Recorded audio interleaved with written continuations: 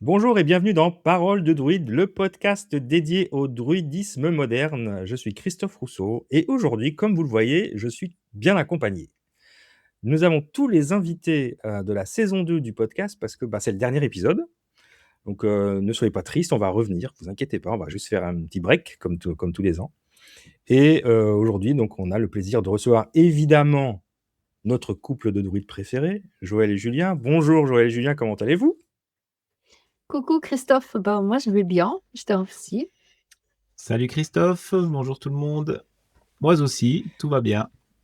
Moi aussi, ok. Puis on a notre autre druidesse, Christine. Bonjour Christine. Bonjour Christophe, bonjour tout le monde. Et puis nous avons notre astrologue préférée, Aline. Bonjour Aline. Bonjour Christophe, bonjour tout le monde. Et notre magnifique et bien connu philosophe, vêtu d'une magnifique casquette, Jean-Baptiste. Salut Jean-Baptiste.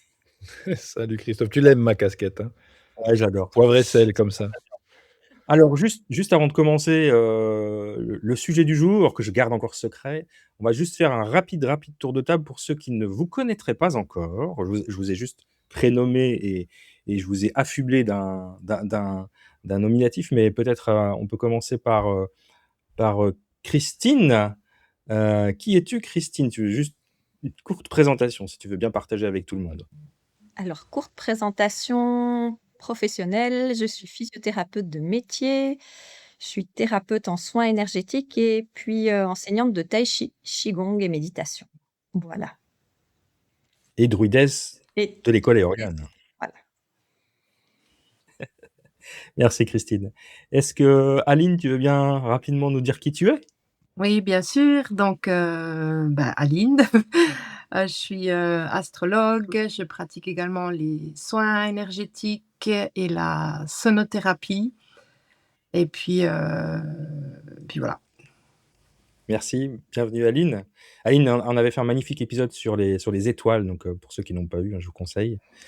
Et avec Christine, on avait fait un magnifique épisode sur le taoïsme, je vais y arriver. Taoïsme et druidisme. Jean-Baptiste, alors tout le monde connaît Jean-Baptiste, mais il va quand même se présenter parce qu'il aime bien ça. Ouais, effectivement, de manière très courte, voilà, Jean-Baptiste. Dans l'école Éoliane, moi je suis le poseur de questions, l'empêcheur d'être tranquille en rond. Et voilà, c'est vrai que moi je viens d'un milieu plutôt philosophique et j'apporte cette petite dimension-là dans l'école. Merci. Et puis Joël et Julien, est-ce qu'on vous présente? Peut-être un petit peu. C'est toujours, je pense pour ceux qui ne nous connaissent pas ou celles qui nous découvrent ce soir. Julien, je suis paysagiste de métier en partie, pas que. Mais dans l'école, j'aime beaucoup apporter tout ce que j'ai pu expérimenter en lien avec les plantes, avec la nature, avec les animaux, avec les éléments. Et voilà, toujours un plaisir de partager tout ça avec d'autres. Et puis Et puis, moi c'est Joël, je suis de métier droguiste herboriste et puis j'ai été nommée druidesse en 2022. J'ai commencé ma quête dans le druidisme en 2004, je crois, à peu près. Et puis voilà, j'enseigne le druidisme dans l'école Éoliane. J'ai fondé l'école Éoliane il y a longtemps, je ne sais plus exactement quand, mais il y a longtemps. Et depuis, j'enseigne le druidisme en Suisse, avec toute cette fine équipe-là qui se présente, et il y en a quelques-uns qui manquent, où on transmet la sagesse druidique et puis aussi cette voie qui demande une bonne connaissance de soi, des traversées personnelles, et puis on est tous garants d'un petit bout de traversée, chacun avec nos fonctions, nos attributs, nos capacités, et voilà. Et c'est comme ça qu'on accompagne Christophe, qui est notre padawan à tous, qui exactement. organise ce magnifique podcast et nous accueille chez lui, entre guillemets, dans ton espace. Et puis, grâce à qui ce podcast a lieu. Merci Christophe, en tout cas. Mais avec grand plaisir. Du coup, on est aussi un Avec peu grand plaisir. Christophe ce soir. On était padawan de podcast. Ouais, c'est ça. Moi, je suis une padawan de Joël et puis vous êtes mes padawans de podcast, voilà. Merci à toutes et à tous pour cette courte présentation. Donc on a fait une grande intro aujourd'hui, mais comme c'est le dernier épisode, c'était important que tout le monde sache qui est qui. Et puis, je vais introduire le sujet du jour.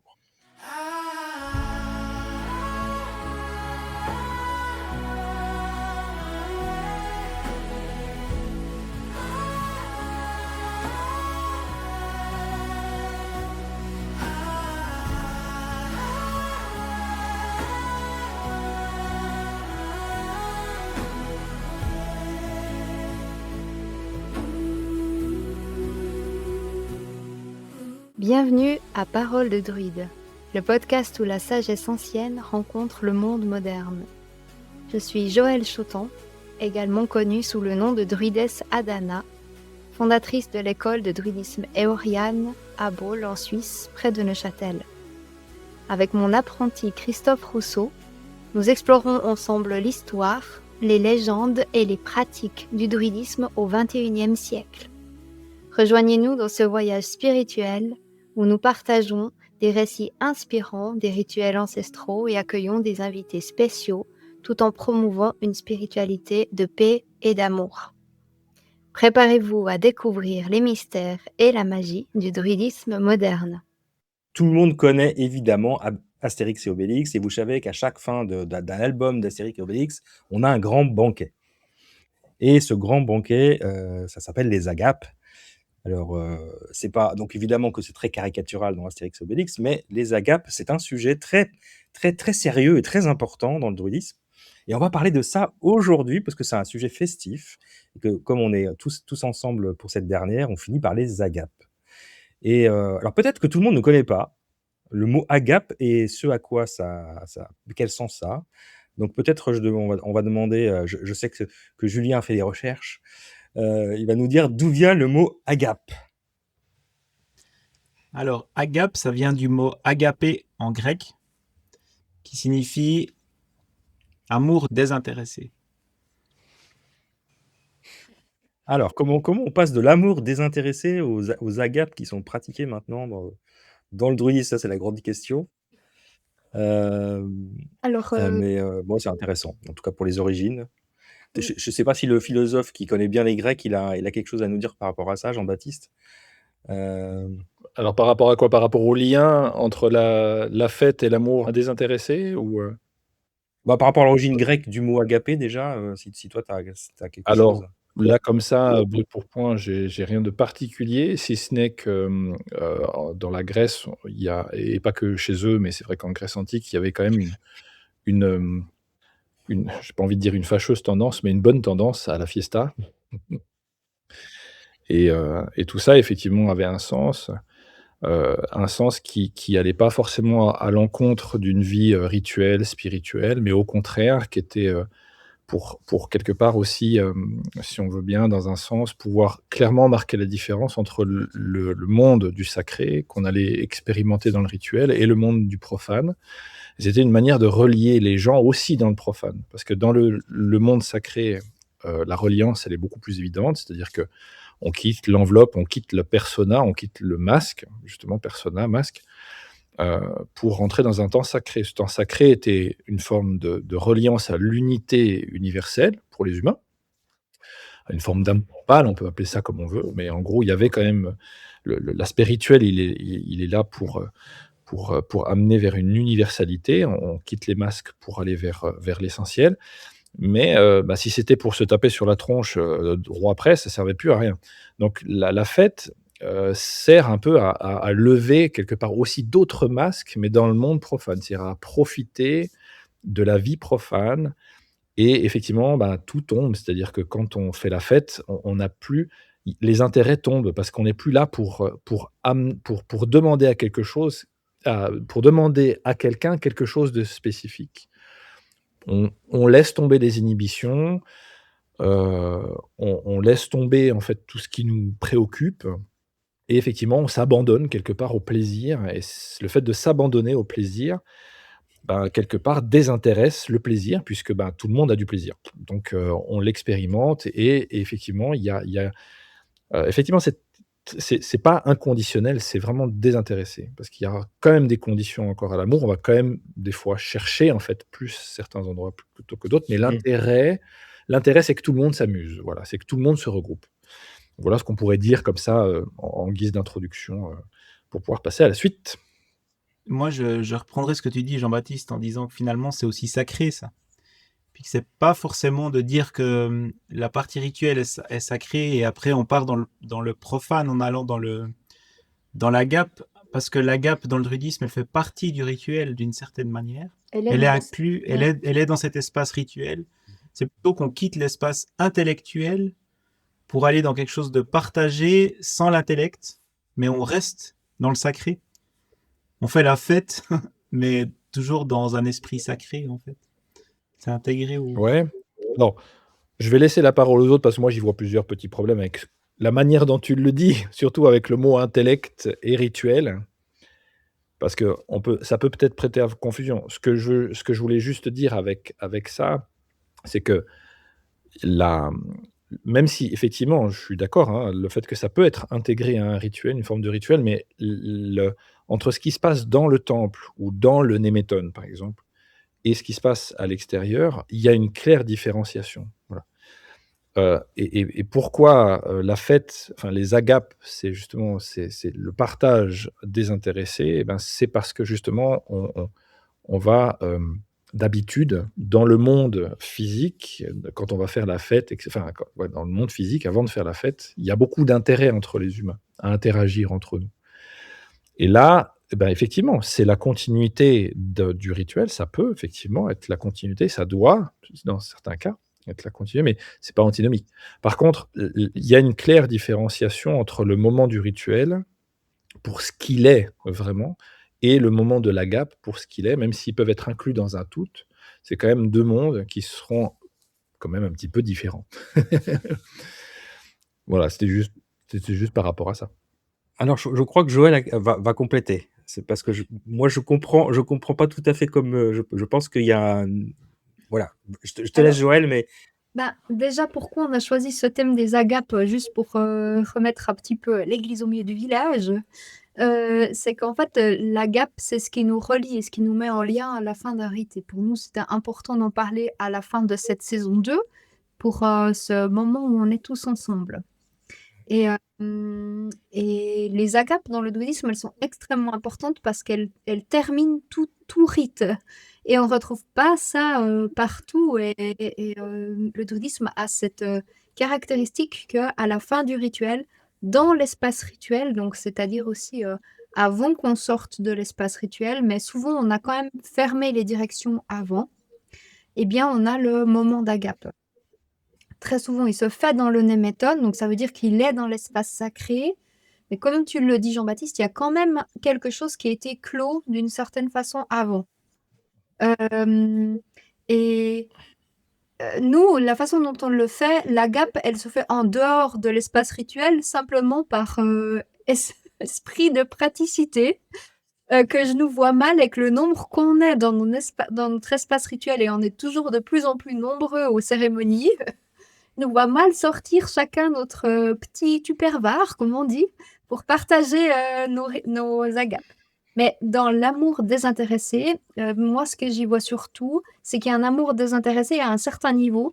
C'est que une des fonctions de l'agape, mais il y en a plusieurs, c'est de maintenir le clan dans l'abondance et du coup, un niveau de désintérêt, c'est que chacun amène, abondamment à manger pour partager avec les autres et il y a pas de notion de qui amène combien pour le clan. En fait, chacun amène, ce qu'il a envie d'amener.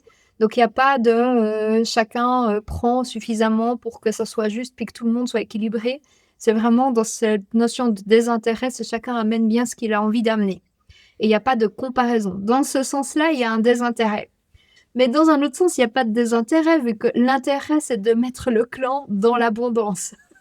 Donc, tu vois, il y a un désintérêt dans la sociabilité, mais il y a un intérêt quand même envers les dieux et envers le clan voilà, dans la fonction de l'agape, il y a une volonté de dire merci aux dieux, de dire merci au clan, de partager quelque chose ensemble. Il y a aussi d'autres fonctions à ça, mais on y revient tout à l'heure parce que je ne veux pas tout amener d'un coup. Mais en tout cas, dans la notion d'abondance, c'est extrêmement important. Et oui, il y a un intérêt, qui est le fait de mettre le clan dans l'abondance, c'est de rappeler la notion des cycles et la notion que ce qu'on va manger là, c'est quelque chose qu'on a déjà récolté. Et cette notion de mouvement, elle est importante dans le désintérêt, parce que c'est justement quelque chose qui nous met dans une acceptation que tout bouge et que tout change.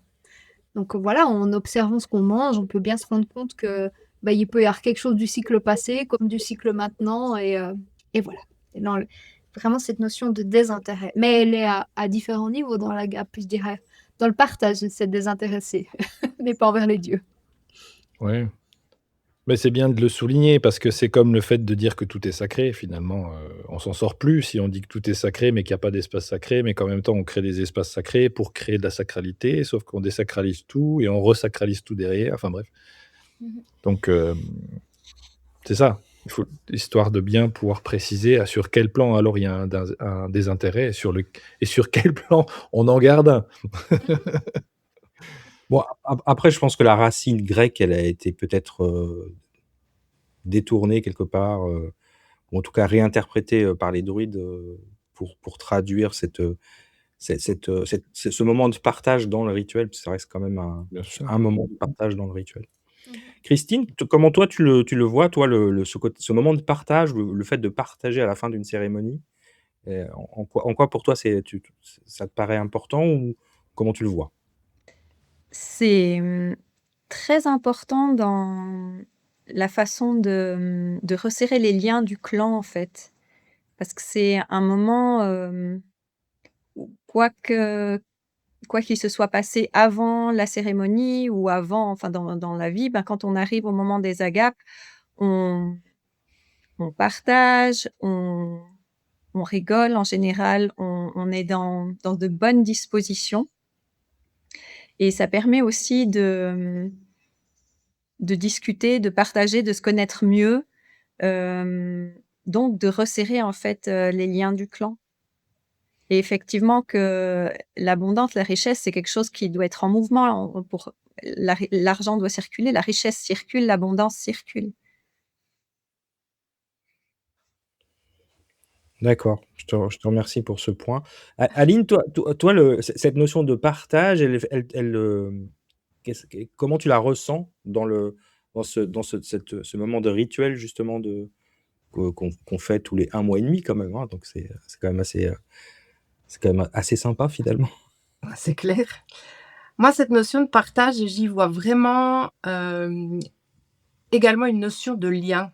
C'est-à-dire que c'est vraiment pour moi, quelque chose qui amène comme le disait Christine, à resserrer le lien entre le clan, entre chaque participant, mais également les liens avec, tout ce qui peut venir, des agapes, qui peut venir de la terre, de ce qu'on peut amener.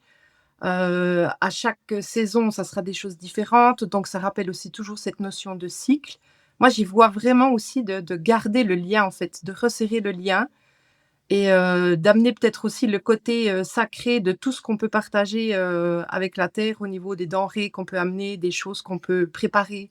Souvent, il y a aussi, ce qu'on peut constater, dans le partage, c'est que les gens ont pris du temps pour préparer les agapes. C'est pas toujours, quelque chose qui a été, vite amené, donc il y a aussi tout l'amour de la préparation où il y a déjà, le lien au clan qui se fait, tout en amont quand on a préparé, un gâteau ou qu'on a préparé un plat à partager. Donc c'est vraiment cette notion de partage et de lien qui résonne, très fort pour moi. Cet amour qu'on met dans la création des agapes, il est important, hein. Moi, j'aime beaucoup ce moment-là de préparation, en sachant que, voilà, ça va être, quelque chose qui va être, partagé. Enfin, c'est un chouette moment, tant la préparation de l'agape, qui d'ailleurs était réservée aux druidesses autrefois. Ça rendait bien service, hein, d'avoir quelques druidesses au sein du clan pour faire les agapes. Mais je trouve ce moment vraiment c'est vrai, c'est vraiment précieux parce qu'on le Enfin, moi, je le vis déjà en amont, au moment où on prépare la chose qu'on va amener pour partager. Donc, c'est déjà là que le lien se crée. Donc, je trouve que c'est précieux. Après, il faut dire aussi que le druidisme a été teinté de christianisme pendant une longue période et le mot agape, c'est vraiment un mot qui fait plus référence souvent à des festins spirituels avec une forme de fraternité dans la chrétienté, en fait. Et le mot agape dans le druidisme, ben, c'est juste qu'il est venu comme mot pour clore un rite avec cette notion de repas spirituel et fraternel. Mais peut-être que si on voulait s'approcher plus de l'esprit druidique de base, on devrait l'appeler banquet. Sauf que on ne mange pas de sanglier. Non, non, non. Non, non, non, non. On ne Alors mange ça, pas ça, de sanglier. je- Ça, il va falloir écrire aux auteurs, mais c'est dommage, ils sont décédés, mais les nouveaux, il va falloir quand même leur écrire pour leur dire que c'est plus possible de sacrifier des sangliers. non, ça va pas. Mais pas Ça non. va prendre- Oui, Non, ils ne mangeaient pas du sanglier. on sait pas. Mhm. Peut-être. Non, non, non. Donc voilà, en fait, c'est vraiment cette notion de terminer par quelque chose qu'on partage et qu'on, ben, de nouveau, il y a encore cette fonction qui est importante dans la gape, on va dire dans le banquet, qui est de faire descendre tout ce qu'on a amené dans la spiritualité, dans le rite, dans le partage, dans le verbe, jusque dans la matière. Et bah, je pense que vous tous, vous avez déjà pu voir comment c'est quand on parle de certaines choses et qu'on mange en même temps. Enfin, en tout cas, moi, personnellement, il y a des sujets que je n'aime pas aborder pendant que je mange parce que je suis sensible voilà, ce dont on parle ou la qualité, ne serait-ce que la qualité de l'échange autour d'une table alors que je mange. Et il y a des moments où je vais m'arrêter de manger parce qu'en fait, c'est des moments où on prend à l'intérieur de nous quelque chose et on se fait habiter par l'énergie. Et c'est vraiment pour moi aussi ça, une des grandes fonctions de l'agape. C'est dans le bouddhisme, il faut se souvenir qu'il y a vraiment l'esprit de rendre ça pratique et de le mettre au sein du clan et de le faire descendre dans les routines. Et dans cette dimension-là, les agapes à la fin, c'est ben, on prend tout ça, tout ce dont on a parlé, cette dimension spirituelle, et on la fait descendre dans la matière en l'ingérant. Et on la fait habiter notre corps. Et pour moi, il y a vraiment cette fonction-là dans l'agape qui est importante à la fin d'un rite, qui nous permet à tous de revenir un peu dans notre corps, ne serait-ce que par l'hydromel. En tout cas, Voilà. nous, on a grand plaisir à préparer des alcools à chaque fête ludique pour la fête d'après, pour les agapes. On dit Ouais. C'est notre grande quête. La recherche du Graal. Recherche de l'alcool parfait. Quand on a été initié, l'hydromel était dans l'espace sacré. Donc, il y avait une partie des agapes, c'était divisé un peu en deux. Il y avait une partie dans la cérémonie où on buvait de l'hydromel, on faisait des offrandes aussi aux différents règnes, mais c'était inclus dans l'espace de rituel. Alors que maintenant, ça arrive qu'on l'inclue aussi pour certaines fêtes, que ça fasse partie du rite avec tout le monde, mais souvent on le garde pour les agapes, sous forme d'un peu de prolongement de la cérémonie où on va pouvoir aussi continuer de parler de cette énergie du moment, mais avec un aspect peut-être plus facile, plus convivial, dans un autre état d'esprit quand même. Ça reste la cérémonie, mais c'est peut-être plus léger, peut-être que ça délie aussi certaines personnes, ça facilite certains échanges, un partage. Pour moi, c'est vraiment pas la fin de la cérémonie, mais c'est un prolongement avec un peu une convivialité qui est amenée dans cette partie-là de la cérémonie. Si on devait diviser le rituel, puis derrière les agapes, c'est deux espaces différents, mais qui font partie du même moment. Et puis, il y a beaucoup de choses qui se disent aussi dans les agapes. C'est des moments importants. Enfin, je sais pas, toi, Christine, qui accompagne les cérémonies depuis un certain temps, moi, je trouve que dans les agapes, il y a beaucoup de choses qui se créent. Faut se souvenir aussi que les druides, ils sont garants de la transmission, des mythes.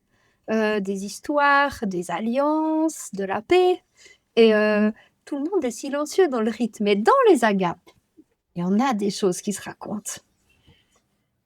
Oui, c'est une continuité et moi j'avais en tête l'histoire de la table ronde, en fait. Alors on n'a pas de table ronde chez nous, voilà, parce que question pratique, mais c'est aussi un moment où tout le monde est sur le même pied d'égalité, en fait et où on peut, échanger librement. Des fois, c'est vrai qu'il y a des explications qui continuent par rapport à des questions qui ont été soulevées dans la cérémonie ou sur des rites, donc c'est une suite un petit peu d'enseignement, mais aussi, c'est vraiment un partage où chacun vient amener, ses connaissances, sa touche personnelle, hem, pour la partager avec les autres, en fait. Et il y a des gens qui viennent de milieux très différents et moi, je trouve ça toujours fantastique, en tout cas, de voir comment ces gens qui seraient pas peut-être pas venus comme ça à se parler comme ça, ils parlent et ils se trouvent des points communs et un terrain, enfin moi, je suis toujours étonnée de voir qu'il y ait beaucoup de gens d'univers différents, finalement, qui se retrouvent et qui partagent un moment vraiment chaleureux. Ouais, puis j'oserais même pas imaginer une cérémonie qui s'arrête, bon, bah, au revoir et tout le Ouais. monde s'en va. Ça me ferait tellement bizarre. Je sais pas toi, Aline, ou Jean-Baptiste, comment vous vivriez ça, mais moi, ça me ferait vraiment bizarre, en fait. Mais d'avoir ce moment après où on mange tous quelque chose ensemble et on boit tous quelque chose ensemble, enfin, ça fait partie d'un moment incroyable.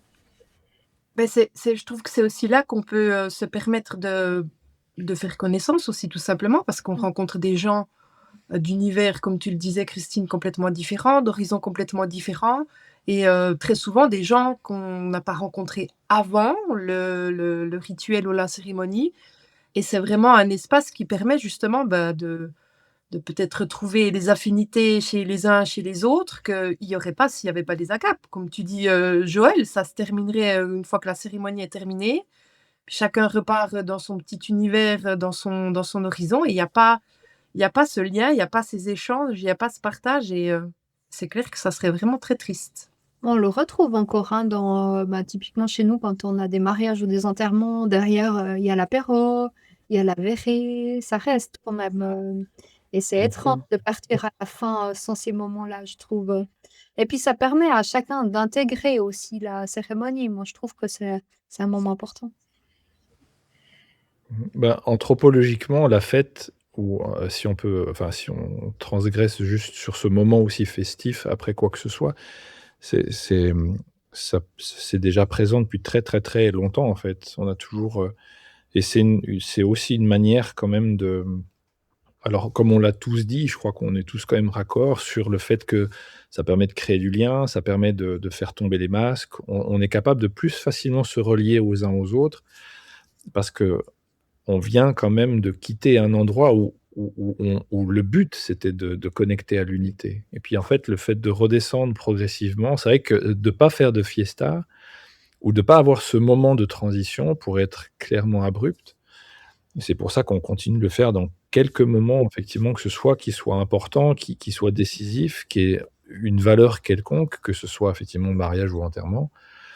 Il y a ce moment où, en fait, avant de retourner à la vie quotidienne un peu plus intéressé et cetera, bah, il y a ce moment où, qui semble être un peu une charnière, une transition et qui nous permet de revenir, comme tu le disais effectivement Joël, revenir dans la matière, mais teinté quand même d'une forme d'unité, de teinté de quelque chose qui, comme, bah, Christine parlait de lien, Aline aussi. Donc on garde un certain lien qui du coup devient aussi effectif dans le monde physique Mmh. et chez les encore une fois, chez les philosophes, alors beaucoup alors quand on est chez les philosophes universitaires, je sais pas, ils aiment faire la fête, mais de manière peut-être différente. Mais à chaque dans la philosophie antique et pratique, systématiquement, s'il y avait un moment où on devait boucler une initiation ou boucler un rituel, il y a aussi ça. Il y a aussi, en fait, on boit quelque chose, on met et on mange quelque chose, aussi pour profiter de l'énergie de ce qu'on boit et de ce qu'on mange. Il y a aussi un aspect un peu symbolique de boire quelque chose qui est plus éthéré, de manger quelque chose qui est plus pour faire descendre la sagesse dans le corps. Donc, Et c'est vrai que si on imaginait un rituel, puis bon, ben, Chobon, ben, heu, ça sert à encore une fois, comme j'ai dit au début, ça sert à quoi? C'est parce que si on essaie de se relier à la sacra à quelque chose de sacré, à une unité, mais finalement après droit derrière on claque la porte et puis on n'a pas ce moment qui nous permet de faire l'expérience dans le monde physique phénoménal de cette reliance-là que nous offre le sacré, en fait, mais sur un autre plan. Mmh. Et puis, quand même, il faut distinguer les agapes des offrandes. Les offrandes, dès le début, dans le rite, on va les faire autour du cercle, typiquement. On fait un feu au centre et on place les offrandes. Les agapes ne sont pas les offrandes, même si au temps des agapes, on peut offrir des agapes aux dieux. Par exemple, quand on ouvre la bouteille d'hydromel, le premier verre qu'on peut verser pour la terre. Mais le rôle de l'agape n'est pas une offrande aux dieux.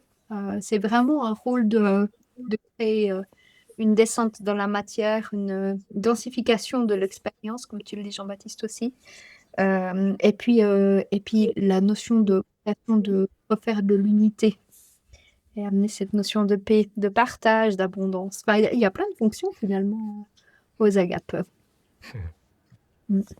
Toi, Christophe, comment tu les vis, les agapes quand tu les as expérimentés avec nous, par exemple? Hem, Mis à part l'absinthe. j'allais y j'allais y venir. J'ai redécouvert l'absinthe.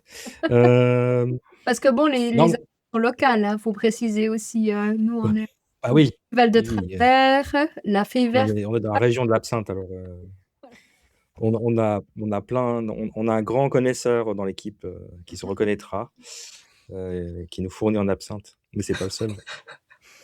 Connaisseurs et fournisseurs. Connaisseur et fournisseur. Salut Serge. Heu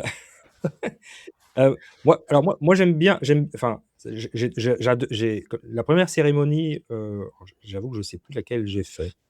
Mais en tout cas, je me souviens que je trouvais que cette continuité entre la cérémonie, en général, il y a une on va partager un alcool qui a été préparé, quelque chose pendant la cérémonie, puis après remonter, enfin, quand je dis remonter, c'est que Oui.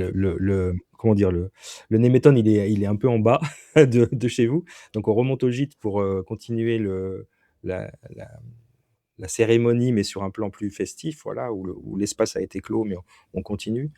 Moi, je trouvais que ça faisait du sens et que j'étais, alors j'étais pas surpris, je m'y attendais, mais je me suis dit: «Ouais, c'est quand même bien». Je trouve que c'est bien, du coup, ça complète bien l'événement ou comment dire? L'expérience, voilà, l'expérience, spirituelle, puis cette redescente dans la matière et cette remontée au gîte, du coup. Et puis en effet, ça permet de faire connaissance, en effet, avec les personnes voilà, qu'on connaît pas. On connaît pas tout le monde, puisque, voilà, on rencontre, enfin, à chaque cérémonie, il y a un peu des personnes différentes qui viennent, même si c'est souvent il y a des gens qui reviennent, mais puis il y a des familles qui viennent, donc il y a des gens qui viennent avec leurs enfants, et cetera, donc c'est très, très convivial. Et le fait de partager ou d'avoir, comme tu disais, Aline, le fait d'avoir préparé quelque chose avant, de l'offrir à des gens que tu ne connais pas et que tu partages, c'est quand même quelque chose de, je trouve que c'est profond, quoi, hein, puis tu vois que les gens ont plaisir à: «Est-ce que tu veux goûter de mon gâteau? Est-ce que tu veux goûter de ma quiche?» Et cetera. Il y a quand même ce côté, heu, j'allais dire druidique, mais c'est pas que druidique, ça. Je pense que c'est assez humain, finalement. Mais, je trouve que c'est très sympa, et puis, bah, on en profite pour écouter, des belles musiques, de paroles de druides, on discute de podcasts, voilà, non, c'est très sympa, c'est très, très sympa. Ouais. C'est vraiment pour moi, il y a le moment druidique, enfin, il y a le moment de la cérémonie qui va être, vraiment ce moment où on va activer certaines forces, mais qui seront plus dans la pensée. Enfin, on vit le principe de pensée, parole, action au sein d'un rite. Vu qu'on va avoir des pensées, on va émettre des paroles et on va avoir des actions concrètes au sein du rite lui-même. Mais, après, c'est le vivre autrement dans le temps de l'agape et pour moi, c'est vraiment quelque chose qui fait énormément de sens et me réjouit toujours beaucoup. Et on voit les enfants aussi, eux, ils ont: «Ah bah, alors après on va au gîte» et puis, Enfin, ils ont vraiment ce moment qui est important pour eux aussi, parce que c'est là qu'ils jouent, qu'ils créent leur lien aussi de leur côté. Et on voit que c'est vraiment quelque chose qui active le clan. Et ça active le clan différemment que le rite lui-même. Et je trouve Ouais. que les deux sont nécessaires finalement. Parce que dans le rite, on va être plus dans la classe un peu sacerdotale, et puis dans la GAP, on est plus dans la classe nourricière. Et ça fait partie vraiment de cette... ouais, de tout ce qu'on est, en fait, nous tous ensemble.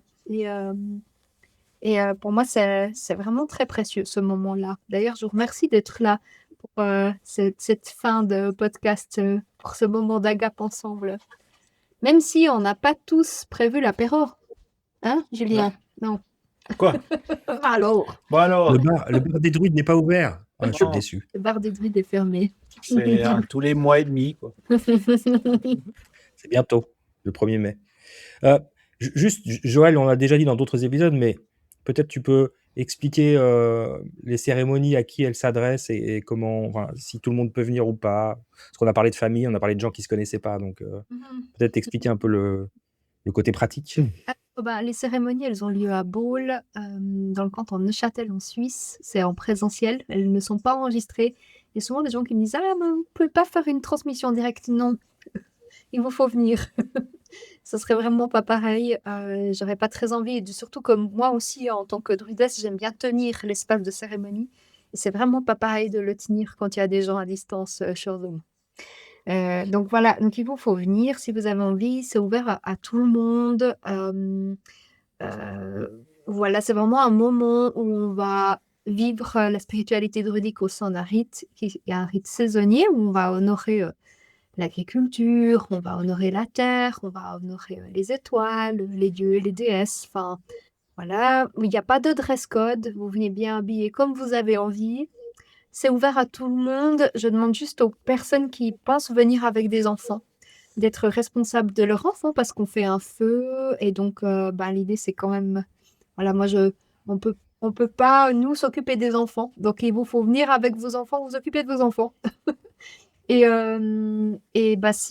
les enfants, voilà, ils bougent beaucoup, ou que ça commence un peu à perturber la cérémonie, parce que la cérémonie a quand même une fonction, c'est pas juste du spectacle. Donc les gens qui viennent, ils assistent, mais en même temps, ils participent pleinement à la cérémonie. L'idée, c'est qu'en fait, les enfants qui sont là, ils soient aussi participants et proactifs. Et si par contre, ils ont envie plutôt de faire les fous et de courir dans le jardin, je demande juste aux parents d'aller s'occuper des enfants aussi, de sortir de l'espace. Ça, c'est juste mes requêtes personnelles pour que voilà, l'espace de cérémonie il puisse vraiment être tenu et que chacun puisse profiter de cet espace. Mais on a de plus en plus d'enfants qui viennent avec leurs parents et qui ont beaucoup de plaisir dans ces cérémonies. Et pour nous, c'est important d'ouvrir cet espace à tout le monde, dans le sens où ça fait partie du clan, les enfants, et ça amène beaucoup de joie et beaucoup de vie dans les cérémonies. Et puis voilà, c'est très sympa. En tout cas, ils ont beaucoup de plaisir d'être là. On a des nouvelles personnes à tout moment. Oui, puis c'est dans la nature, donc il y a les éléments qui sont présents, donc c'est pas abrité. Ouais. S'il fait froid, s'il pleut, faut être habillé aussi en conséquence. C'est dans la nuit. On est debout, on peut mettre des sièges à disposition, mais quand même avoir conscience que voilà, ça demande aussi de venir avec ça en tête. C'est pas, on va pas dans une salle où c'est chauffé. On est vraiment dans la nature, selon la saison, selon l'énergie du moment, selon les éléments, le vent, la tempête, la pluie, tout ce qui va avec. Faut être prêt aussi pour ça. Et je pense que c'est bien. C'est important que ça fasse partie du rituel. Ça nous connecte bien avec les éléments. On se rend compte qu'ils sont présents et on est en lien. On est beaucoup plus facilement en lien quand on est baigné dans ces éléments. Ouais. Malheureusement, pour venir... précise juste aussi pour les personnes à mobilité réduite qui seraient intéressées, c'est possible, mais ça demande un petit peu nous contacter avant pour mettre en place de l'aide pour amener les personnes sur place. Mais c'est possible, tout est possible. Voilà, et puis si jamais, dites-nous, mais c'est vrai que la plupart du temps, c'est debout, donc voilà, l'espace est petit pour l'instant, mais vous êtes de plus en plus nombreux et donc on est en train de prévoir d'agrandir cet espace parce que là, on commence à être sacrément serré dans l'espace de cérémonie. Alors, c'est le cas de le dire. Mais voilà. Et puis, pour ceux qui veulent s'inscrire et voir les informations, elles sont sur Eorian, donc eorian.agenda.ch. C'est là que vous avez toutes les informations pour les cérémonies. Et je vous prie de vous inscrire pour qu'on sache plus ou moins combien de personnes seront présentes. Et si tout à coup on a un empêchement ou qu'on veut changer d'endroit, qu'on puisse vous avertir, pas que vous vous retrouviez à Baule et qu'il n'y ait personne qui soit là. Et puis je crois que Christine aussi, toi tu fais des cérémonies, n'est-ce pas? Oui, moi je fais des cérémonies en Valais, à Miège. Et puis ce que je voulais juste rajouter par rapport donc c'est ouvert à tout le monde, mais il y a souvent des gens qui me disent oui, mais moi je suis d'une autre confession où c'est une spiritualité adogmatique, donc il n'y a pas besoin de se convertir à quoi que ce soit. Donc tout le monde peut venir en étant de quelle confession que sais-je. Il y a pas de prérequis, il n'y a aucune obligation et c'est pas. Enfin voilà, c'est vraiment une spiritualité adogmatique. Donc c'est juste ça que je voulais rajouter parce que des fois on me pose la question. Ouais, tu fais bien de Et le préciser, ouais. pour revenir, oui, alors en Ça Valais, à peut Miège, on peut tout à fait pratiquer sa je foi et venir aux cérémonies, qui ont lieu donc tous les 1 mois et demi à peu près tous les 1 puisqu'on a mois et 8. demi. Et je vous demande aussi de vous inscrire, donc vous avez les infos sur mon site internet avec l'heure et les dates. Que c'est christine-anderegen.ch et puis vous pouvez me joindre et je vous donne les informations supplémentaires. On mettra tout ça dans le descriptif du podcast pour les 2. Alors on enchaîne avec quoi, très cher Joël? On a parlé du partage, on a parlé un peu d'abondance, on veut développer un peu le côté abondance? Bah, en fait, l'agape, elle a vraiment ce rôle de rappeler l'abondance, mais ça, ben, j'en ai déjà un petit peu parlé. J'avais mis aussi qu'elle permettait de faire, redescendre les énergies jusque dans la matière, qu'elle permet de stabiliser les ouvertures, mais dans le sens où, l'agape, elle vient, souvent après la fermeture des directions et donc ça permet de vraiment ramener tout ça dans un centre qui est notre être, enfin qui nous sommes en tant que personne qui ingère la nourriture. Donc ça permet de restabiliser, le tout à l'intérieur de nous. Ensuite ça évite la dispersion et ça c'est hyper important. Déjà dans le fait que tout le monde part dans toutes les directions, bah non. En fait, là ce serait pas l'idée que chacun reparte avec sa voiture ou en train, la zip, mais l'idée c'est de vraiment continuer à faire descendre tout le rite parce que je rappelle de nouveau que le rite, il a une fonction, c'est pas du spectacle. Quand on, par exemple, ben là, on a fait le rite d'Alban et Élyre. L'Alban et Élyre, le rite donc de l'équinoxe de printemps, il sert à stimuler la fécondité dans la terre, à stimuler la poussée des graines, à accompagner la terre dans cette émergence et dans cette sortie de la saison sombre vers la saison claire. Et c'est quelque chose, faut s'imaginer que dans le bouddhisme, il y a cette notion d'accompagner et de faire un avec. Et donc, le rôle du druide, ou dans la cérémonie en tout cas, ça sera d'accompagner le mouvement saisonnier, d'accompagner le cycle, se mettre en lien avec, faire un avec, pour nous en tant qu'humains, mais aussi pour la nature. Enfin, c'est vraiment cette notion à double sens de créer du lien. Et donc, l'idée vraiment du rituel et de l'agape, c'est toujours cette volonté de créer du lien et de mettre en lien et d'activer cette grande roue de l'année. Donc l'abondance, elle vient aussi de ce mouvement finalement des choses et que rien n'est figé parce qu'on n'aurait pas d'abondance avec le figement. Donc c'est vraiment cette notion de, voilà, tout roule, tout bouge, tout est insaisissable d'une certaine façon et je me mets dans ce mouvement insaisissable et je me place de nouveau. Le druidisme, c'est être aligné dans le changement. Donc, je m'aligne pas à pas grâce aux fêtes calendaires et aux agapes dans ces changements. Et puis, la dernière chose, c'est que ça ramène dans l'axe. Donc, ça nous ramène dans notre présence à la fin du rite. ce que certains ont besoin parce que, ben, comme le disait Jean-Baptiste, il y a certains rites qui nous font monter les énergies assez haut. Tu as pas utilisé ces mots-là, mais je les transmets avec mes mots et donc l'idée, c'est de faire redescendre un petit peu dans la matière parce qu'on a des personnes qui peuvent avoir un peu la tête qui tourne après certaines cérémonies parce que c'est vrai que, ben, des fois, on va chercher des forces assez élevées et ça permet de refaire descendre. De nouveau, je rappelle que le druidisme, c'est pas quelque chose qui se passe que dans l'esprit ou que dans le monde des dieux ou dans l'autre monde. C'est vraiment, une spiritualité qui s'inscrit dans tous les mondes et le monde de la matière, il est extrêmement important. Le druide, il va aimer manger. Il va pas avoir l'idée de se nourrir de lumière. Et il aime manger, il aime boire, il va pas enfin et typiquement, il médite en marchant, il est en mouvement et il a sa place au sein du clan, il va pas être ermite au fin fond de la forêt. Il y en a, hein, mais c'est qu'on prend un peu Merlin, il a un peu cette image-là du druide, ermite au fin fond de la forêt à moitié fou. Désolé Merlin, mais c'est quand même l'image, qu'on retraduit, souvent de lui.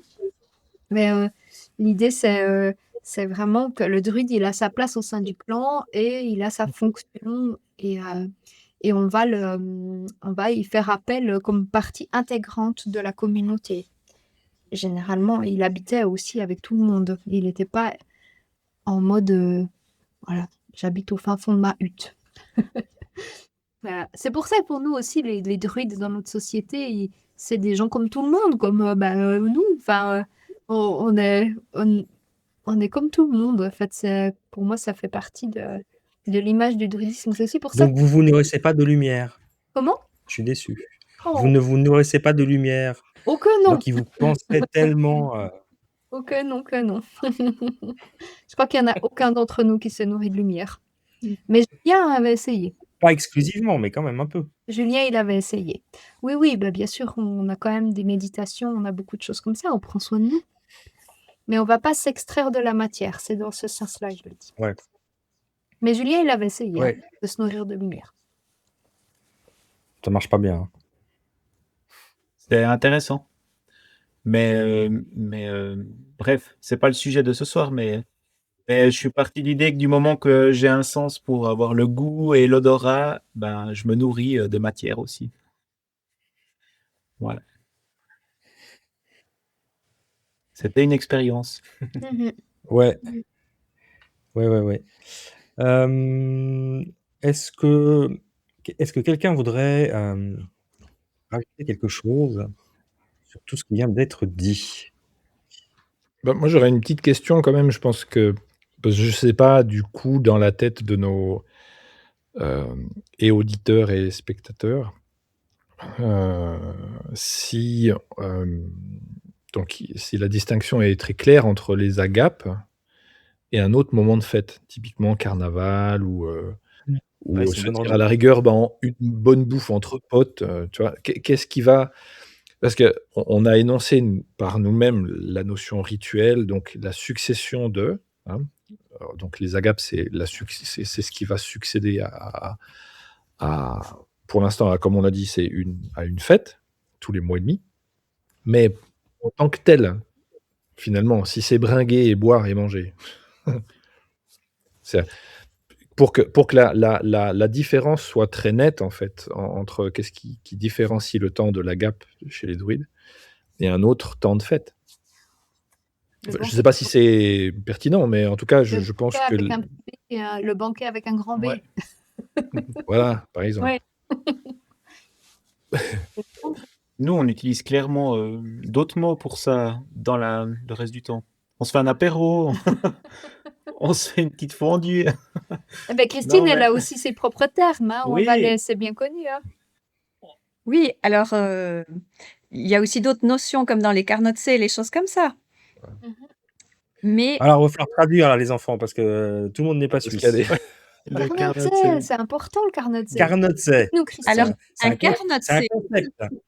C'est un ça concept. vient de l'arpitan, Oula. ou bien du franco-provençal, comme on dit, et c'est l'abréviation de Carnot. Et Carnot ou Carnots, ça veut dire petite pièce ou bien petit point fermé. Et c'est là où on fait, en l'occurrence, maturer le vin et où les gens se réunissent, entre autres pour goûter le vin, pour regarder s'il mature bien, et cetera. Donc voilà. Donc c'est plutôt dans les caves, Et comme chez nous, dans il les fait écoles. froid, c'est vrai que petit coin fermé, des fois, c'est pas mal dans les montagnes. Donc voilà. Mais Mais- après tes cérémonies, tu es d'accord, Christine, on se retrouve pas au Carnotset. Non! Alors, c'est Non! on différence. pourrait, si on avait un carnot de C, on... Non, Ouais, c'est vrai. non, Ah nous, là, on faut est vous mettre d'accord, les druides, là. druides. Non, ça va pas, non, ça va pas. Vas-y, Christine, alors explique-nous la différence entre le moment Carnotset et le moment Agape. Alors, le moment Carnotset, c'est un moment aussi de partage où on partage les salaisons, les viandes, les vins, etc. Mais il n'est pas relié à un rituel, comme on disait, pour faire venir l'abondance, pour être en lien avec les saisons. Mais c'est un endroit où on se rassemble et on partage aussi à manger et à boire. Voilà. Ou le fait qu'on pourrait faire les deux, on pourrait faire une cérémonie et finir les agapes au carnot de C. Après, L'un n'empêche pas l'autre. Non, mais L'un pour dire. n'empêche pas l'autre. Mais pour L'un préciser n'empêche pas par rapport à ce que disait Jean-Baptiste, c'est que les agapes, elles sont, comme tu l'as dit, Christine, associées à un espace rituel, à un moment sacré où il va y avoir un. c'est faire descendre dans la matière la dimension spirituelle. Mais il y a une dimension spirituelle avant. Voilà. À c'est Carnaval, pas tant en fait. Hein. Il y a À la Il y a pas Saint-Martin. vraiment il y a une forme de spiritualité peut-être, mais elle m'échappe. Mais Disons que c'est Bon, pas quand la tu l'as dit elle dans a plutôt une l'école, forme, elle a plutôt une forme d'utilisation typiquement à la Saint-Martin. C'est une fête autour du cochon et puis d'utiliser toute la matière du cochon. Enfin voilà, le carnaval, il a aussi une fonction. D'ailleurs, dans le druidisme, il y a des fêtes similaires, mais dans l'inversion des rôles, etc. Mais il n'y a pas la dimension spirituelle que nous, on a dans le druidisme qui, dans l'agape, elle va vraiment permettre de densifier dans notre corps par l'action de manger et de boire le rite qu'on a vécu. C'est pour ça que ça se fait directement après. Il n'y aurait pas de sens à une agape 3 jours plus tard. Non, c'est directement après. Après, on peut se faire une bonne Ouais, mais bouffe ça peut durer 3 plus jours. tard. L'agape peut durer 3 jours. Je sais pas, Et voilà. j'ai l'impression personnellement, quand je suis dans un espace rituel, que les quelques heures suivantes, elles sont importantes. Mais si je laisse trop traîner l'énergie, elle va se dissiper, justement, se disperser, dont on a parlé. Et je pense que le lendemain matin, déjà, je l'ai perdu. Typiquement, mon petit-déj, le lendemain le petit-déj, le lendemain d'un rite, il va pas être considéré comme une agape pour moi parce que ça sera juste mon petit-déj. C'est pour ça que, désolé Jean-Baptiste, je le redirai, les agapes dans le druidisme, c'est sacré. Parce que sacré, Jean-Baptiste, parce que sacré. Ah, sacré. Oh. Voilà. Sacré Mais Jean-Baptiste. ça. Oh. Ah, Mais le petit-déj aussi, c'est sacré. En tout cas, pour Oui, moi, c'est sacré. Ça, c'est un autre sujet. Il n'y a pas besoin de rituel. Hein. Mais je confirme pour Jean-Baptiste. Jean-Baptiste petit-déj, sans c'est petit-déj, il y a un problème. Quoi. Pas vivable.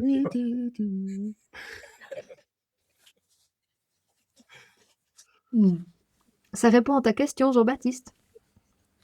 Ou il faudra dire en commentaire si ça répond, enfin si ça clarifie ce moment-là spécifiquement, je pense, même si effectivement pour Julien tout peut être sacré, c'est une question de définition, mais je pense que, en tout cas, oui, ça clarifie le fait qu'il y a quelque chose avant. C'est pas juste comme aussi on le disait, c'est des termes différents. On dit il y a l'apéro, il y a le truc. C'est quelque chose qui se passe avant, une cérémonie avant, cette sortie de cérémonie. Du coup, si on comprend bien, l'agape, c'est cette sortie de cérémonie, cette sortie, ce moment spécifique de la sortie d'une cérémonie ou d'un rituel, Oui. qui permet du coup de faire descendre donc comment on pourrait appeler ça, ce bain spirituel dans un sens, dans le corps et dans la continuité, on avait dit d'un espace sacré où toutes les choses se relient. On se relie à la nature, on se relie au l'autre. Bah, en fait, dans les agapes, on se relie à l'abondance, on se relie en fait à tout le monde, dans quelque chose d'universel. Et ensuite, bah, vient une troisième étape qui est le petit-déj. Voilà. Et on rappelle aussi que le mot agape n'est pas un mot druidique en soi, c'est une réutilisation ultérieure. On ne sait pas du tout comment les druides l'appelaient autrefois. Mais voilà, Mais c'est pas le juste pour banquet. préciser. Manquait peut-être. C'est pas- Mhm. Ah, donc on ne sait pas en fait fondamentalement comment le druidisme appelait ce moment-là, ou bien Ben non, finalement? mais enfin, la langue, les langues celtiques, elles ont évolué, donc on a perdu en fait Donc, beaucoup de substance par rapport à ça. Donc non, en tout cas, on ne sait pas comment ils l'appelaient à l'époque. donc agape, ça date de quand alors? C'est une appellation qui a quel C'est âge? récente parce que c'est une réutilisation qui vient du christianisme. Donc c'est très récent en fait, le mot agape. Faut dire en fait que le druidisme, pendant très longtemps, bah, il était condamné, hein. Je vais pas vous faire trop de rappels historiques par rapport à ça, mais il a été interdit largement en Europe. Et en fait, après, il a réémergé, typiquement, ben, grâce au christianisme en Irlande. Et puis, il a été mélangé à la franc-maçonnerie aussi, en partie. Voilà, et dans sa réémergence, il n'a pas réémergé tel quel dès le début. C'était compliqué l'extraire, puis de le refaire revenir tel qu'il était, en sachant qu'on ne sait pas vraiment ce qu'il était, vu que à travers toute cette période d'interdiction et ensuite le fait qu'il était mélangé, pour pouvoir réapparaître dans quelque chose de tolérable, ben, il a dû apparaître à travers des filtres, et les filtres chrétiens ou francs-maçons, auxquels maintenant, je précise juste qu'on n'est plus relié. Et donc du coup maintenant, ben, il y a plein de termes qu'on a largement perdus, et bah, c'est aussi notre travail à nous de les rechercher. Donc s'il y en a qui ont envie de chercher et de nous mettre en commentaire le mot agape tel qu'il pouvait être autrefois, ou peut-être que vous connaissez bien les langues anciennes et vous avez peut-être des termes à nous suggérer, on serait très intéressés à les entendre, à les lire. Ouais, c'est juste qu'il y a eu plusieurs, presque plus de 1000 ans d'écart entre le druidisme originel et puis la résurrection, on va dire ça comme ça. Et plus que 1000 ans. Donc, et puis comme il n'y a rien eu d'écrit, ben, on n'a pas vraiment, enfin, c'est très difficile en fait de savoir exactement quels étaient les noms et comment ça se passait de manière très concrète. Ben, justement, comme à un certain moment donné, les druides ont eu le choix d'être soit devenir des moines chrétiens ou de finir sur un bûcher ou d'être pendus. Et il y en a qui ont choisi de devenir moines, ce qui leur permettait d'écrire aussi la tradition. Donc, il y a énormément de traditions druidiques qui a réussi à survivre en Irlande grâce à l'écriture courageuse de certains druides devenus moines, et qui ont pu comme ça réussir à écrire. C'est pour ça qu'on a beaucoup de textes, typiquement les triades. Ça parle de Dieu, ça parle du Christ ressuscité. Enfin, il y a énormément, dans certaines formes de druidisme, des références au christianisme, très largement. Donc ça demande de lire à travers les yeux de celui qui voit qu'en fait, ça a dû être christianisé pour pouvoir exister à un certain moment. Donc voilà. Et puis, est-ce qu'on pourrait dire, Joël, enfin tout le monde, hein, que typiquement les fêtes, comme on fête Noël avec un grand repas, en fait, c'est un peu un héritage de ça, parce qu'originellement, il y avait une cérémonie avant. Oui, voilà. Alors déjà, Noël, le druidisme, dans les druides, on ne fête pas Noël, on fête le solstice d'hiver, qui s'appelle Alban Artan, la lumière d'Arthur. Et on fête la renaissance du soleil. Donc c'est là qu'on arrive à la nuit la plus longue et au jour qui va réémerger. Donc c'est la renaissance du soleil, donc c'est la renaissance du principe masculin, donc la renaissance de Jésus-Christ, voilà, qui est venu par la suite. Mais nous, on fête plutôt le 21. Donc c'est vrai que dans notre famille, on va avoir le 21 où on va faire une cérémonie et ensuite des agapes. Et après, on a les fêtes de Noël en famille qui n'ont rien à voir pour nous avec une connotation spirituelle, qui est plus un plaisir de partage avec le clan et le fait d'avoir plaisir de voir nos proches et de partager un repas ensemble. Mais ça a pas de, pour moi, je suis pas du tout dans l'espace sacré à ce moment-là, pas du tout. Non, alors ça, j'entends, hein, mais ce que je veux dire, c'est que est-ce que c'est pas un héritage de ces pratiques païennes de fêter, de célébrer ensemble après une cérémonie, on a gardé un peu cette trace de certaines fêtes, comme on fait le repas de Pâques ou les fêtes de Pâques ou les fêtes de Noël, Non, mais les gens qui aiment sont pas. finalement, je sais pas. Moi, je Alors, crois. Mais la fête a toujours existé, enfin, dans le sens Ouais. où il y a toujours eu des moments de rassemblement autour d'une chasse, autour de quelque chose. Donc par rapport à ça, peut-être que les fêtes ou le moment de fête a évolué parce qu'on y a mis un sens, on y a mis un symbolisme, on y a mis des images et des dates. Mais sinon, sur le principe, en tout cas, il me semble que c'est assez ancestral, ce Ouais. phénomène de l'humain de se rassembler pour festoyer. Pour festoyer, ouais. Alors, chez nous en Valais, moi je suis née en Valais, donc en terre chrétienne et catholique, et la tradition à la messe de Noël, à la messe de minuit, en fait, il y a toujours du vin chaud et de la tresse qui est partagée. Alors, est-ce Mmh. que Peut-être. Oui, et puis après, Dans le Jura, on a des choses comme ça aussi, Aline? J'allais y venir parce que c'est exactement pareil, parce qu'on a une terre similaire, avec des traditions similaires, je dirais, avec le Valais. Et par rapport à Joël, à ce que tu as dit tout à l'heure, par rapport à la Saint-Martin. À la base, en fait, la Saint-Martin était pour fêter la fin de la saison. Donc la fin de l'automne, et le début de l'hiver. Et ils gardaient le cochon le plus gros pour honorer ce passage, et c'était ça, en fait, la Saint-Martin. Après, bien évidemment, c'est devenu une fête un peu plus conséquente, mais il y a des traditions qui sont comme ça ancrées aussi en terre jurassienne, qui pourraient avoir un lien plus ou moins direct avec Ouais, c'est tout ça. ce qu'on a parlé ce soir. Plus ou moins dilué. Voilà. Mais au même titre Cochon. que Noël, hein, finalement. Tu parlais de Noël, Christophe, mais ça c'est aussi beaucoup perdu, le sens de Noël. Ouais, c'est ça. On pouvait imaginer qu'à l'époque, il y avait la partie sacrée et les agapes. Exactement. Puis maintenant, c'est devenu, excusez-moi du terme, mais c'est devenu commercial, quoi. Ah, complètement. Parce que l'humain, Pas il est beaucoup, hein, mais même certains, enfin même pour le carnaval ou des trucs comme ça, maintenant c'est juste des prétextes. des vendanges. Fondamentalement, le sens, il Ouais. n'est pas forcément là. Après, ça permet quand même à beaucoup de gens de se retrouver. C'est peut-être le seul bien moment sûr. de l'année où Ouais, ouais. les familles se retrouvent ensemble. Et Bien c'est sûr. le côté positif de ces Restons moments. positifs. Ouais. Oui, mais faut savoir qu'à l'époque, il y a vraiment cette notion de faire un avec les changements et la saison, comme tu le disais, Aline, en fait, par rapport à la Saint-Martin. On célèbre quelque chose parce qu'on s'unit avec.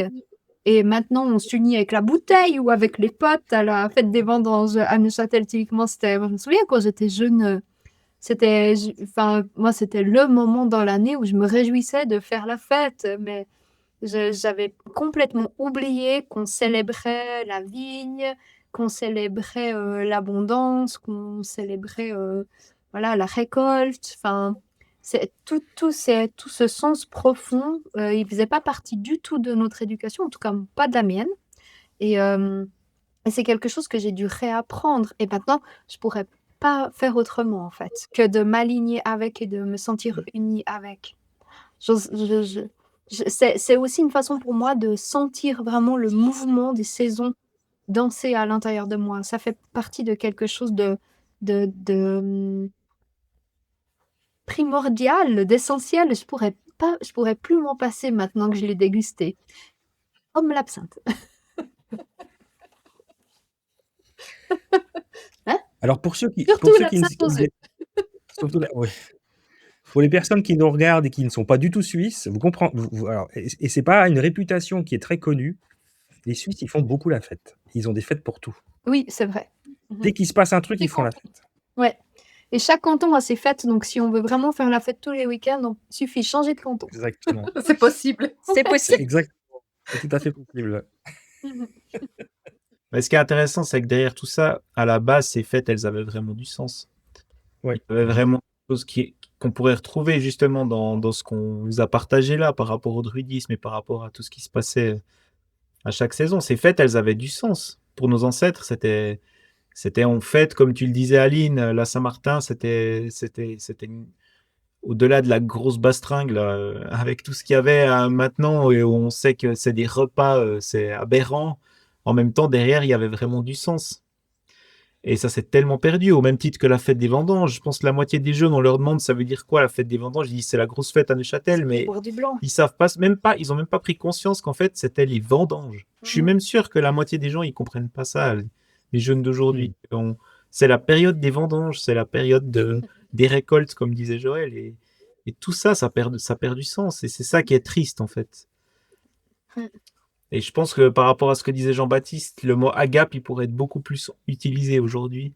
Si toutes ces fêtes-là, elles avaient du sens, on pourrait aller faire des agapes toutes les semaines en changeant de La canton. fête des vendanges. Parce que les fêtes auraient du sens. Enfin, on aurait gardé sens. Et je dis pas que toutes les fêtes ont perdu ce sens-là. Je pense que ça existe encore. Mais Moi, je propose que Ouais, ceux qui mais- allaient à la fête des vendanges, ils viennent au rituel chez nous avant. Et puis après, vous allez à la fête des vendanges pour faire vos agapes. redonnant du sens et du sacré à toute la dimension qui s'est perdue, qui s'est oubliée. Mais c'est ça, ouais. Parce que c'est ce que disait Joël tout à l'heure, c'est que l'agape, ce qui distingue avec le reste, c'est de célébrer, c'est de célébrer le rituel, hein. Donc c'est de célébrer pour le sens des choses, c'est de le célébrer pourquoi on fait les choses aussi. Et célébrer en fait ce moment qui est très particulier. Donc c'est clair que maintenant on peut célébrer pour rien. Ce ne sera pas des agapes, ça aura pas le même impact ni sur notre corps, ni sur notre âme, ni sur notre esprit, ça c'est évident. En tout cas, peut-être sur le corps, ça aura le même. Pour le reste, on peut en discuter. Mais l'excès d'absinthe sera de façon à faire avec, à consommer avec modération. Dans tous les cas. On plaisante. Bon, Rituel. mais de toute façon, compris. il faut beaucoup d'eau avec l'absinthe, donc ça va. Hein Ouais. On plaisante beaucoup avec l'absinthe parce que c'est vraiment l'alcool local et ça s'appelle la fée verte aussi. Donc, c'est une plante qui est importante dans le druidisme, l'absinthe. Et c'est plein de plantes, donc c'est très bon pour la santé. C'est ça. Pas pour la santé, sauf que l'alcool, Voilà, Avec Avec- modération. avec modération.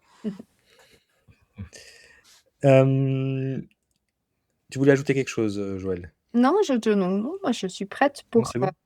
la J'allais te proposer de nous partager une belle triade. Oui, je ne sais pas s'il y a d'autres personnes dans la fine équipe ici présente qui a envie de rajouter quelque chose avant la triade.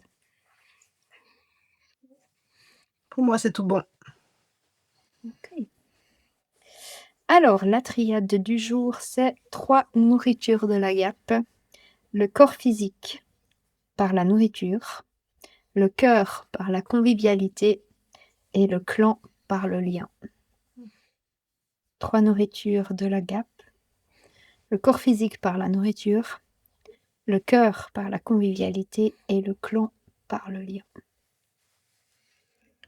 Est-ce que tu peux juste la refaire un petit peu plus fort, Joël, parce que les mots, on les entend pas bien. 3 nourritures de l'agape. Le corps physique par la nourriture, le cœur par la convivialité et le clan par le lien. Voilà, et puis bien sûr ne pas oublier la dimension spirituelle de tout ça qui est le fait de faire descendre la spiritualité dans la matière. C'est tout ce qui est en bas est comme ce qui est en haut et tout ce qui est en haut est comme ce qui est en bas. Qui n'est pas du druidisme, mais en tout cas on s'y retrouve. Eh bien, un grand merci pour ça, pour cette triade déjà, puis un grand merci à vous toutes et tous pour cette belle saison 2, puis pour ce magnifique épisode de fin, donc cette agape de fin, même si là, on n'est pas en train ni de boire ni de manger, on va le faire juste après. Donc je vous remercie toutes et tous pour ce magnifique épisode et puis cette belle saison. C'était vraiment encore de beaux moments partagés avec vous toutes et tous. Et puis moi, je me réjouis de retrouver tout le monde Alors j'allais dire l'année prochaine, non, parce qu'on va recommencer avant l'année prochaine, bien évidemment, mais probablement après l'été, voilà. Heu, en fonction du moment où vous regardez cet épisode, puisqu'il lui, il va sortir, je pense pour début mai. Mmh. Et hem et un grand merci à toi Joël, évidemment, pour, ton soutien et puis ton mentorat. Merci Christophe pour, tous ces montages. Hein Aline? Les périples. Mmh. En tout cas, c'était un plaisir de vivre, tous ces moments avec vous et de vous accompagner dans la compréhension du druidisme et puis, son exploration à plein de niveaux différents. Si vous avez des sujets que vous aimeriez qu'on aborde pour la saison 3, vous n'hésitez pas à nous les mettre en commentaire ici, sur cet épisode. Si vous avez des choses que vous aimeriez, voilà, qu'on développe pour vous, qu'on aborde, ça nous met des idées et ça nous aide ça nous insuffle et pour nous, enfin, le druidisme, il y a aussi cette notion qu'on aime bien enseigner à une terre qui a soif. Donc, enfin, n'hésitez pas à nous dire, ce qui vous intéresse. Nous, ce sera avec plaisir qu'on pourra y répondre. Alors, message reçu en tout cas et puis, je vous souhaite de belles agapes. Oui. À très bientôt. Merci Christophe, merci Joël, merci tout le monde. Merci à tous. Merci à tous.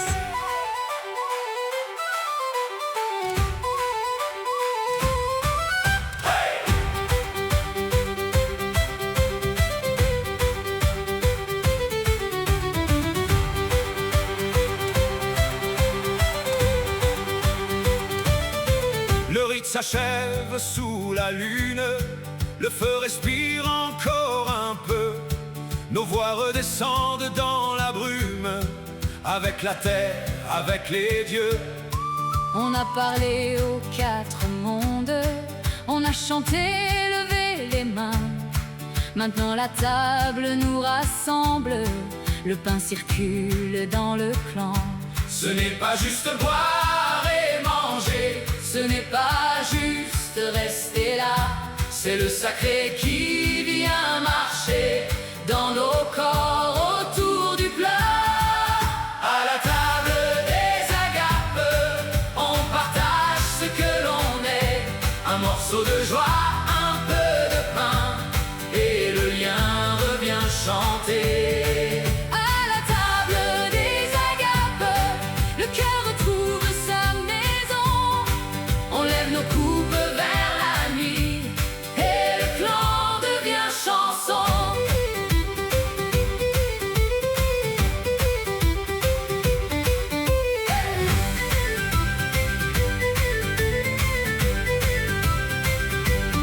chacun apporte son offrande, une quiche, un fruit, un vin doré.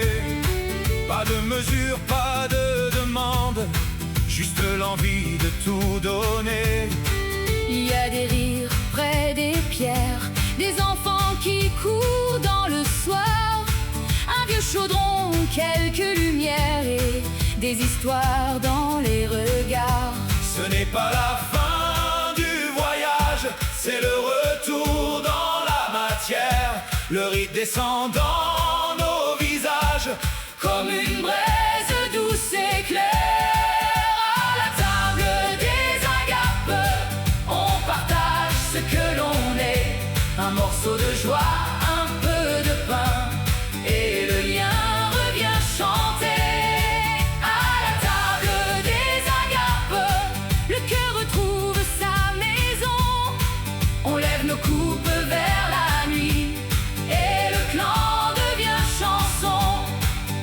trois nourritures nous rassemblent, le corps par la nourriture, le cœur par la convivialité, le clan par le lien. Et tout ce qui monte vers le ciel revient doucement dans nos mains.